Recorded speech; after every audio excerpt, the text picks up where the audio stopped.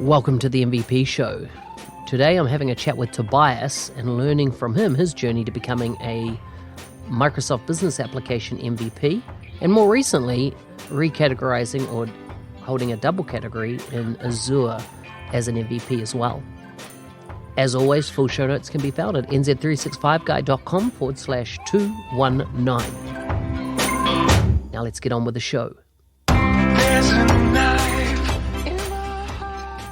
Tobias, welcome to the MVP Show. Thanks for having me.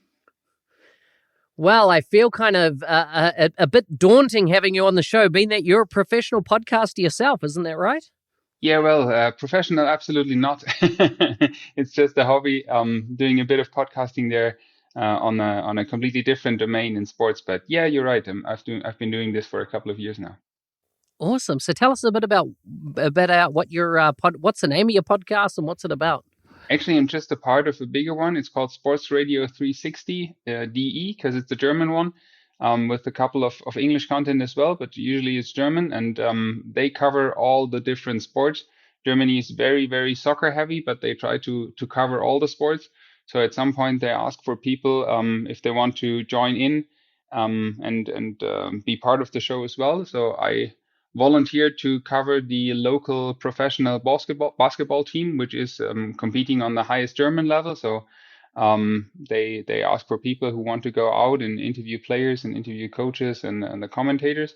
So that's what I usually do after the local basketball games in the professional German league. I go out and ask the commentators a couple of questions and players and coaches, and then that ends up at Sports Radio 360.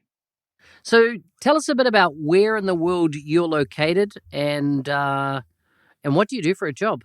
It's the south of Germany, a city called Ulm, which is between Munich and Stuttgart, which are the two bigger cities near me. Ulm itself is a rather small town of 100,000 inhabitants, something like that. Again, it's southern Germany, and as a job, I'm the CTO for Cosmo Consult, which is a worldwide Microsoft Dynamics 365 partner. Mainly focus is Germany, but also LATAM. So that's where we're located and what we're doing. Interesting. I've got a nephew that actually lives in Stuttgart. Ah, okay. So yeah. Yeah. He's gone there. I don't know he must have been there over a year now. His wife is in the pharmaceutical industry, and she got headhunted out of Australia up to Germany. So yeah, she's on a 3-year contract with a big pharmaceutical company there. So yeah, interesting. You're at the CTO, is that right? Exactly, yes. And you've been in that role for a couple of different companies that I can see. Looking at LinkedIn, what does a CTO do? Well, I'm usually taking care of the base technology. So I think there are a couple of different definitions of what CTOs do, and then there's the CIO role that's sometimes kind of similar. But I usually interpret it in a way that I'm taking care of the base technology. The technical side, of course, understanding what is happening there, driving connections to Microsoft as well, trying to drive the technology development there, giving feedback, giving input. And also helping people internally who have trouble to understand where the strategy is going, where Microsoft is moving, and so kind of understanding and sharing the insights into what is happening there, and then of course talking with customers, helping in customer projects, being it in sales and pre-sales situations, or when the project is up and running and people are running into issues or whatever. I like it. Now, before we get too much into the detail of you being an MVP and the multiple areas that you have that in, tell me, when you're not working, what is, you've obviously you're into your basketball, but tell us a bit about your family and what you like doing in the town or city you live in. Yeah, well, my family is 2 small kids, and one is 4 and one is 8, 2 boys.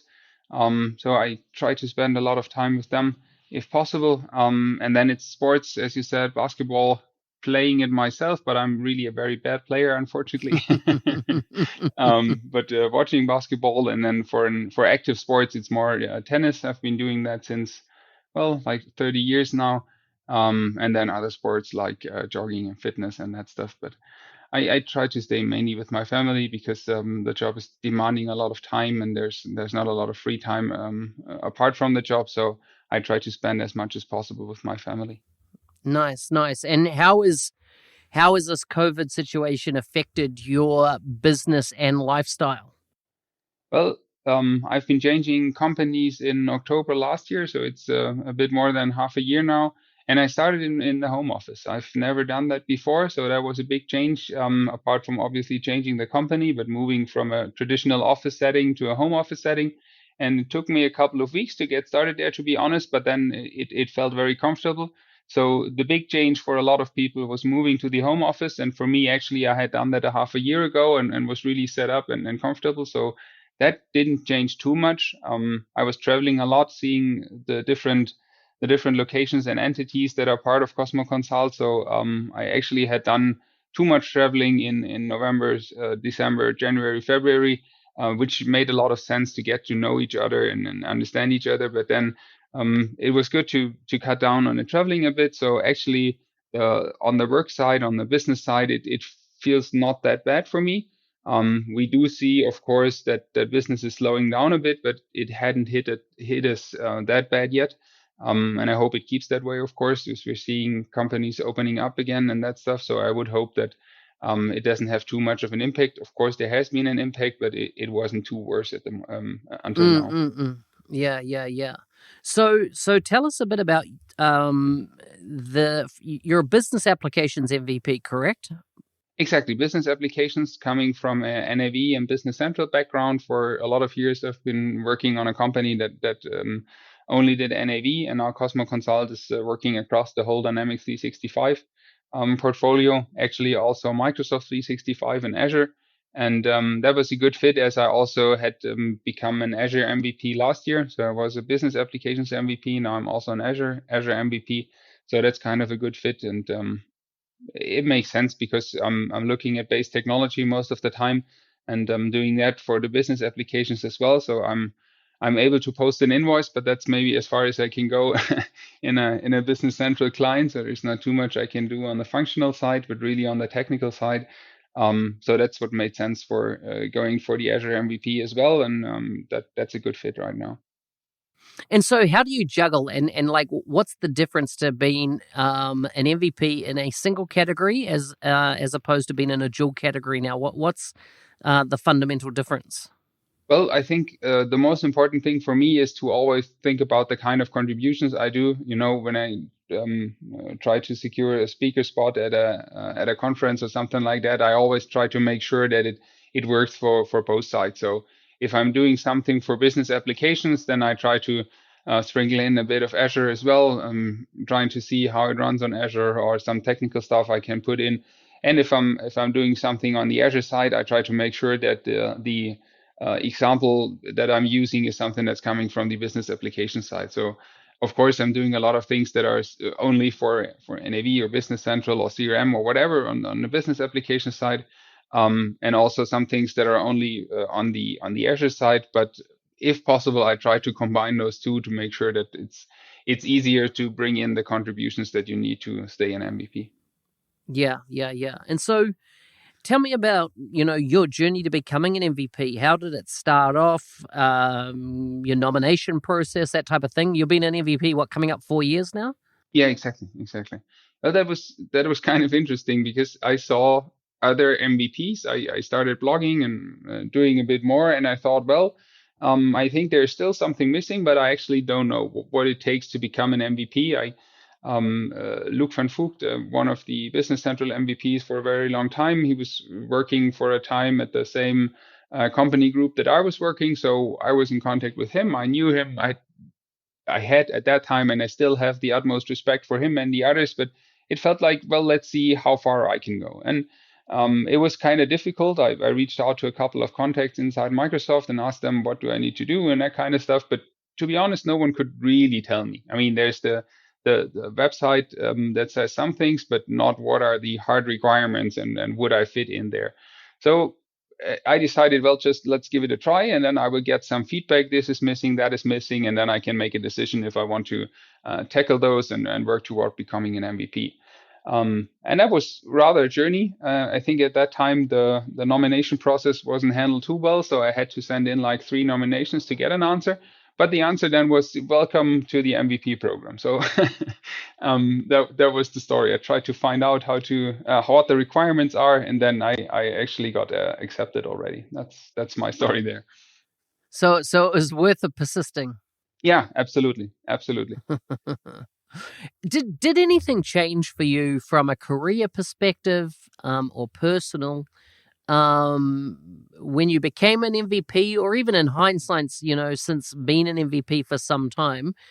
In reflection, what are your thoughts on the program and the value that it's added to you as a individual, and of course the value you create in the community? Well, I think as an individual is very nice to get to know people who are, let's say, as enthusiastic as yourself on a product or product group or whatever.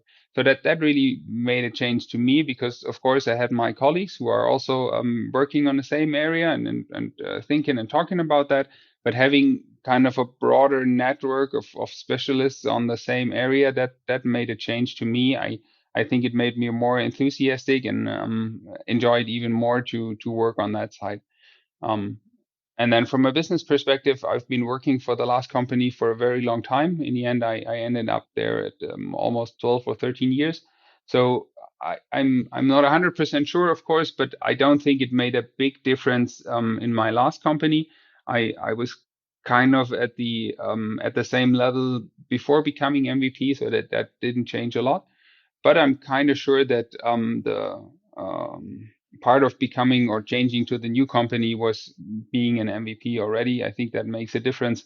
Looking back, I talked to a couple of different companies when I made the change, and being an MVP, being a dual MVP at that point of time, that made a difference in the discussions, because you kind of don't have to prove that you're good at what you're doing or you're a specialist in the area, because that's obvious. You have some kind of an external validation of your skill and your community contribution and the type of work that you do. So I would say that's the biggest difference from a business perspective. And then, of course, the connections to Microsoft, the insights you get from the product group interactions, and being part of the MVP Summit was awesome for the 2 times that I had the chance to go there. So yeah. Maybe the last time you've had a chance to go there, eh? Because I'm just wondering if they'll ever run them in person again. Well, it's an interesting time for sure, with a lot of things that are changing, but I would guess that they do it, because at least to me, while the virtual one was of course very good and amazing to organize it the way they did, being kind of the first big Microsoft conference that happened only virtually. So that was amazing, and I don't want to say anything bad about it, but I really feel like with the amount of things that Microsoft is doing out in the open already, open source development that you can follow pretty closely. And then the amount of information that's coming through PGIs and other virtual events already, it's, I don't know, but I think really the main differentiating thing for the MVP Summit is that you actually get to meet the people and talk with them and have one-to-one interactions or group discussions and that kind of thing. And that didn't really happen, at least for me, in the virtual conference. So I think there is a lot of added value still. I mean, let's see how COVID changes the way we think about traveling and we think about all that stuff. And it might be that it changes, but I would think it still is a very valuable proposition to have an in-person event. Mm-mm. So you mentioned PGIs, which stands for Product Group Interactions. Exactly. For Sorry. those, that's all right. It's just for folks that are not MVPs having a listen to this. And this is, of course, when we get to a chat with Microsoft's product team members, often under NDA, mostly under NDA. Now, in the you would have the ability to, because you sit across 2 groups, the Azure and the BizApp side of things. Do you notice any difference in the cadence of PGIs between those 2 groups and the flow of information? Like, is there an obvious difference in engaging on the AZURE side as opposed to engaging on the BizApp side with the product teams? Well, I think the most obvious or the biggest difference is that the Azure side is a lot more people. I think there are a couple of hundred MVPs, and then on the business application side, it's like 25 or 30 strictly in the NAV side, where I'm mostly listening to, and then there's more for the others, of course.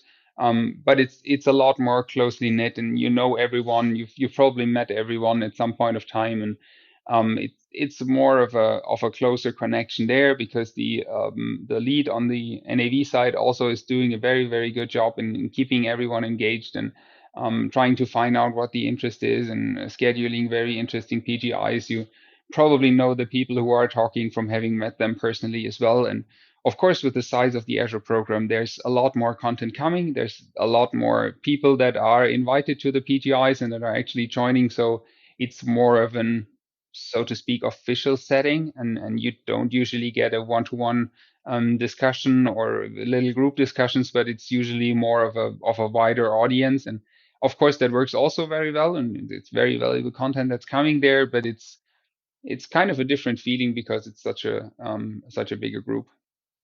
One of the things that we renew against is the content or the contribution we make to the wider community.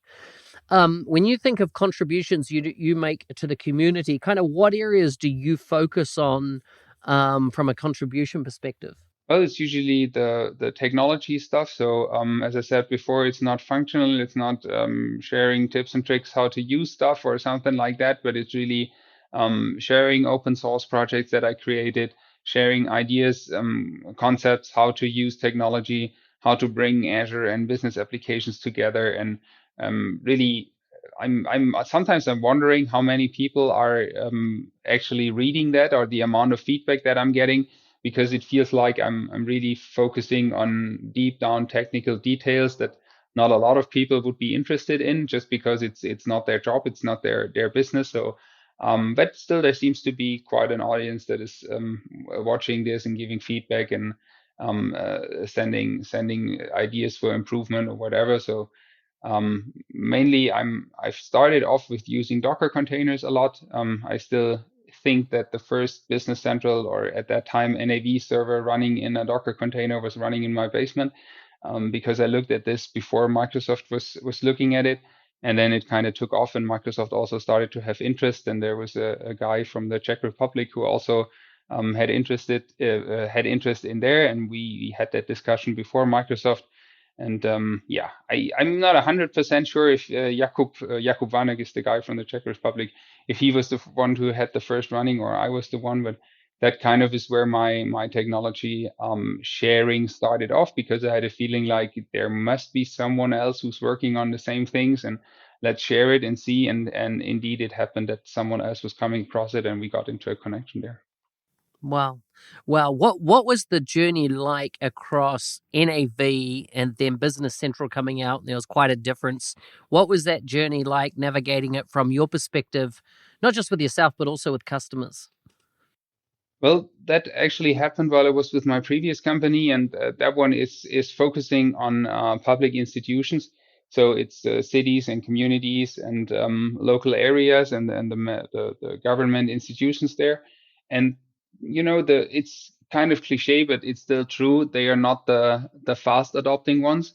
So it really was kind of a big change, and with the big change coming from 2009 to 2013, where we were a bit late, and then already a change again with the new client.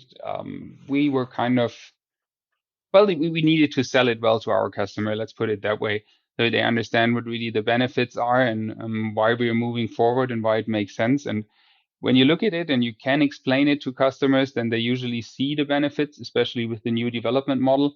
But it's a change, and I guess it's only human that people don't like change that much usually. So you have to sell it, and make them understand what the benefits are, because I really like the direction that Microsoft is taking there. I like where they are moving. It maybe is not always exactly the way that I think they should move, but that's also clearly natural. And sometimes I'm wondering if it's enough speed, or if it's too much speed, and that also can be a discussion. But overall, I really like the direction that Microsoft is taking with the product. Nice, nice.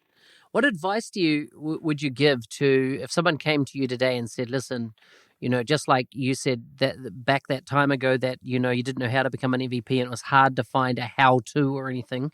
What type of advice do you give to folks these days that ask you that question? How do I become an MVP? What are the kind of the recommendations that you would make to them?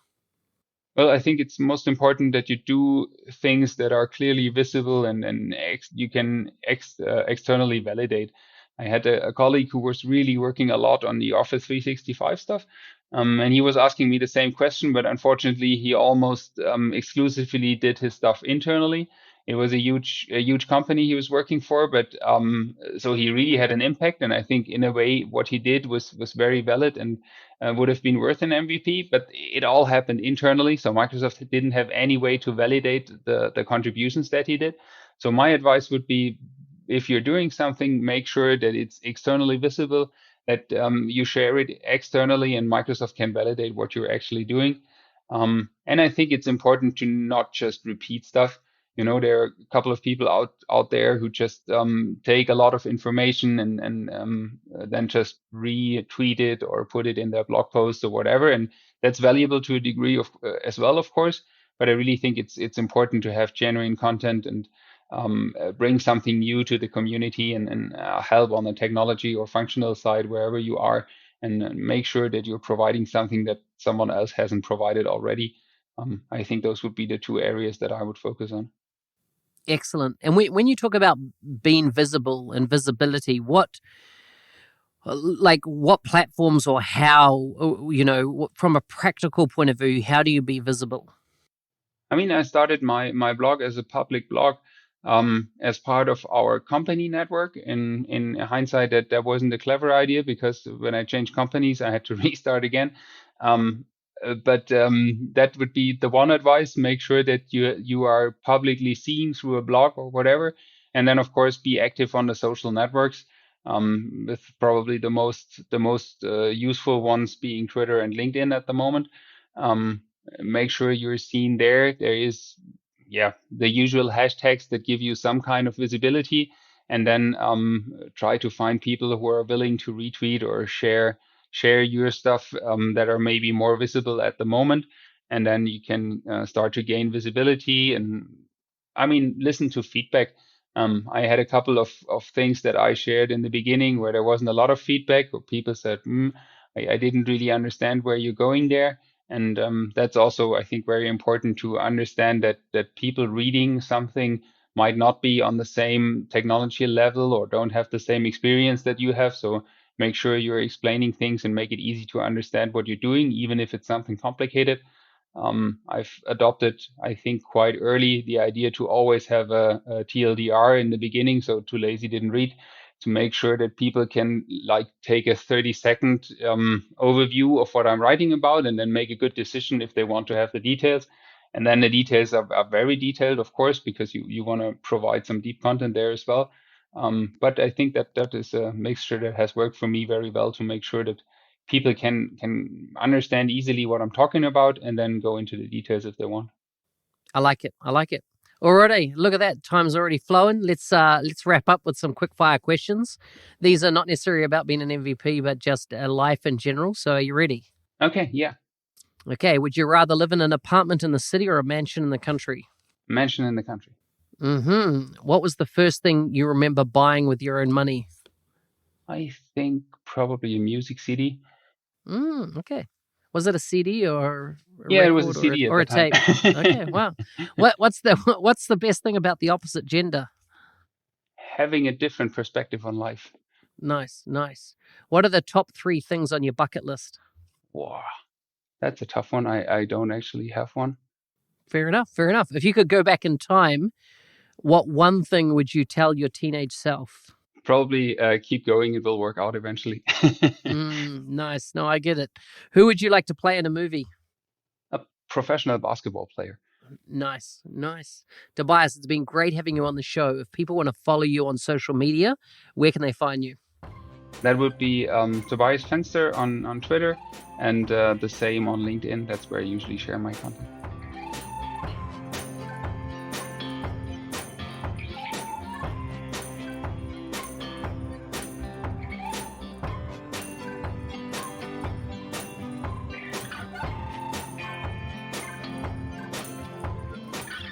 Hey, thanks for listening.